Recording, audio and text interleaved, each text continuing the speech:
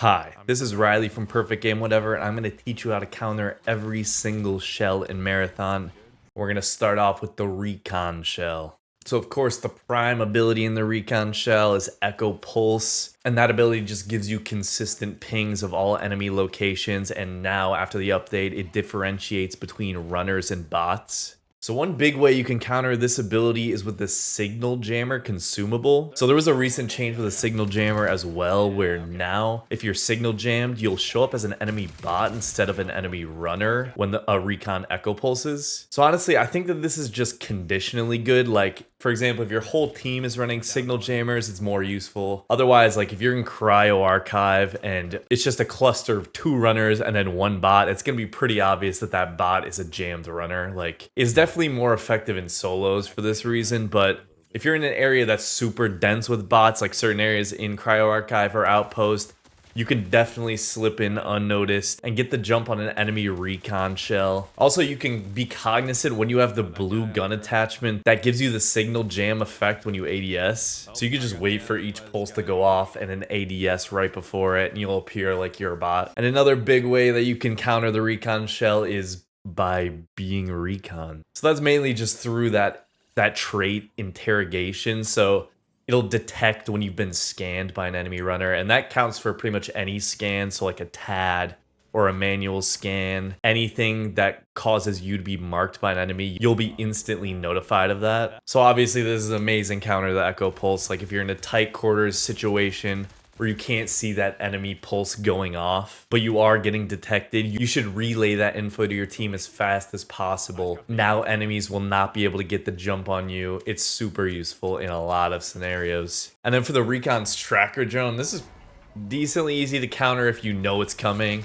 You can shoot the drone. It has that little bit of animation as it attacks you where it pops up into the sky. This is a perfect amount of time to just shoot it and destroy it. But I mean, the main utility with that is pushing you out of position. So if you're able to do it while maintaining your cover, that's definitely preferable. But oftentimes I do have to move when I'm getting hit with one of these, especially when I'm not expecting it. So be careful about that. Next, we'll go on to the Vandal shell. And obviously, like, this whole shell just revolves around the concept of heat management, like managing all of those mobile abilities that use a shit ton of heat, especially if you're not amplified. So one big counter is just throwing heat grenades at a Vandal, so that'll just instantly overheat them, prevent them from being able to use those super agile abilities like the slide or the double jump. It will instantly remove any heat that they have accumulated, so just be really careful, because if they're able to activate that amplify ability after you hit them with the heat grenade, they will instantly be unoverheated. So just be really careful with that. But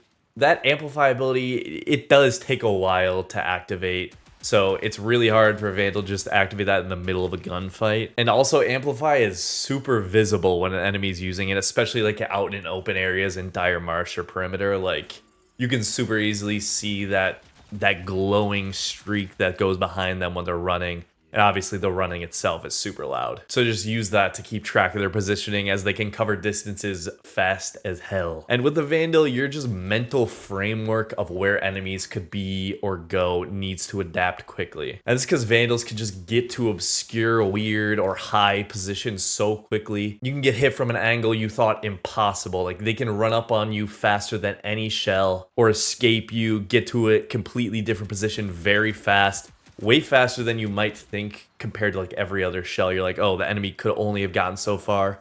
With the Vandal, it can get so far. And also with the Vandal, to counter it, just look up. They're always going high. Like, they're always sitting high up on a roof, waiting to ambush you.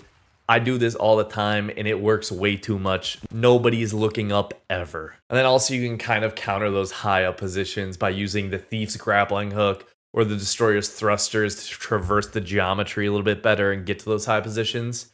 And every map has just such massive verticality. Do not ignore the third dimension. So now onto the Destroyer. It's probably the most complex runner to counter. Like, a really good Destroyer can absolutely dunk on you. It is very hard to do a direct counter to all the Destroyer's abilities.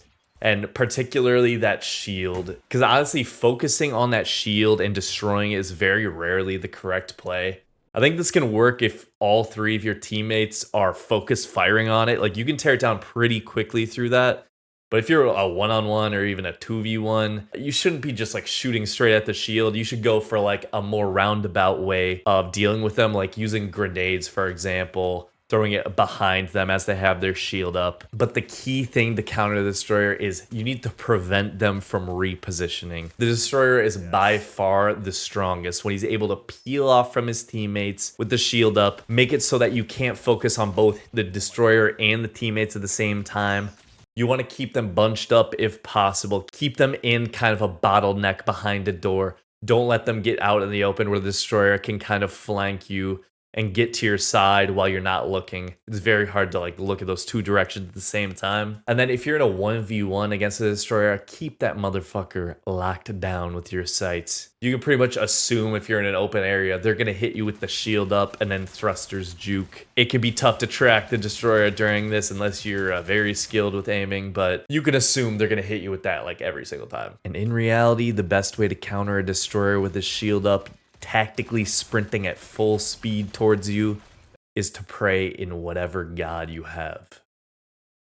I would really appreciate it if you liked and subscribed. Thanks. Next, we'll go over the triage and how to counter that shell. So the big thing with triage is that you want to use sound cues as much as possible. Every single triage ability is loud as hell. Like especially like the med drone is so loud every time it's activated or thrown out. I think this is a big mistake I see people doing with the triage shell, is throwing med drones out when you might have the element of surprise against some enemies nearby. Like they will instantly know you're close. It's very obvious. It's very loud. You can hear it from far away. And also, yeah, the reboot plus ability is loud as hell as well. And just the sound of someone getting revived, especially from being fully dead, is extremely loud. Enemies can know instantaneously that you just revived someone. So to counter the triage shell, just wait for those revival sounds. Use all those audio cues to be able to slide up on enemies when they're trying to heal or revive teammates. It's basically a sign that you can just swing on them and easily fire on the incapacitated runner and the triage at the same time. Because also when you're getting revived, you're basically immobile and kind of in third person for a few seconds before you're even able to get your gun up. Also, you're pretty disoriented, so you're pretty much fresh pickings for any runners that are peeking you. And you're definitely going to get down instantaneously again. But do be aware that triage could hit you with reboot plus offensively, which will damage and EMP you. Honestly, this happens so rarely to me that I don't even like consider it in most gunfights, but I think this can be pretty effectively used as a triage shell, but that's just something to be aware of if you do hear those reboot plus noises. Also, just the med drone in general is very obvious. It gives away positions so many times. An enemy runner thinks they're being, you know, sneaky, hiding behind a crate or something, and you can see that little smiley face drone popping out, glowing bright blue. Next, we'll go on to the thief shell. Honestly, the thief's pickpocket drone is just audible and visible as hell. So many enemy runners just fly their drones straight into my face or within 10 feet of me as they scope out my team. And like, if you catch an enemy pickpocket drone, this is just kind of free info for your team, especially if you were completely unaware that enemy runners were nearby. Now you know you're getting staked out. The enemy has completely lost the element of surprise. I'd say like 9 out of 10 times, it would have been better if you just kept your drone from a far distance and scoped out the enemies. Like if I'm a runner, I see a thieves drone nearby, I know, take precautions every single time. I've never been seen by a thieves drone and then not get instantly pushed by a crew. And that crew would have easily slaughtered us if they just creeped up instead of going face first into us with a pickpocket drone, trying to hit us with that hook. And if the drone smacks you with the hook, you can just pick the item up off the ground really quick and then shoot the drone. Or just shoot the drone immediately. It's not very hard to counter. Thieves make the mistake of going for the hook so many times when they should have just scoped out the entire area. Also, to counter the thief shell, use smoke as a temporary measure to get the fuck out or break the line of sight, because thieves can easily see you with their X-ray visor. Don't sit around in your smoke cloud to heal or reload. I know all you assassins listening to this are fighting every urge just to sit in that smoke cloud and heal. You're gonna get killed by thieves. Any competent thief is gonna instantly kill you. You should use smoke as an opportunity to sprint the fuck away. And when you're caught in an exposed position, pop the smoke and get the hard cover. Or even just push out of the smoke towards the enemies. Do anything but sit in the smoke. You're gonna get deleted. And that moves on to the assassin. And to counter the assassin, there are just too many ways to counter the assassin. I can't even count them. First, we got thermal scopes. Of course, like the range of these got limited a good amount with that nerf, but still very effective, especially in more close quarters maps like Outpost or Cryo Archive. You can just see assassins that are invisible or in smoke instantaneously. Also, the Thief's X-ray visor counters the entire assassin's shell. This is the god tier counter. I use it all the time. There's so many assassins just popping off their smoke. They think they're safe or they have the ability to heal or something. I can just stand there and shoot them directly in the head. It happens so many times, even with enemies with smoke grenades. It's not just assassins, but the Thief's X-ray visor is so powerful. Use it as many times as you can. And then another kind of secondary counter would be like the Destroyer's Search and Destroy. Because you can lock onto enemies that are invisible or in smoke with that ability. So just shoot at that locked on box with your guns or your missiles. It's a little bit more difficult to use than like the X-ray visor, for example. But if the smoke is out in the open, they're just sitting in it. It can be decently effective to do some damage. And then similar to that, the Volt weapons that have lock on are a similar thing. They can still track enemies through smoke. Just point these bad boys at that cloud. Pull the trigger when the tracking box pops up. Also, you can counter assassin smoke. Just chuck grenades in there. Especially if an enemy thinks they can just exfil by throwing smoke down on the exfil. Just chuck a bunch of grenades in there. And then they'll cry because you just narrowly stopped them from exfilling. Now I'm going to talk about how to counter Rook. There are two situations in which you encounter a Rook. One, you're another Rook. In this case, to counter a Rook, you should join the Rook Brotherhood. Yo, we good. Oh, fine. You don't need a counter for a runner that you don't need to fight at all. You aren't getting shit off that Rook that spawned 30 seconds ago. It's completely pointless to kill them. Another Rook's just gonna spawn into this game. What, you're gonna take their meager amount of Volt ammo for their shit tier guns? Be a Rook Chad and add him to the ranks of the Rook Brotherhood. You'll never be fulfilled from slaughtering one of your own. You'll only be left feeling empty inside. Experience the lifetime-long bliss of having a pal.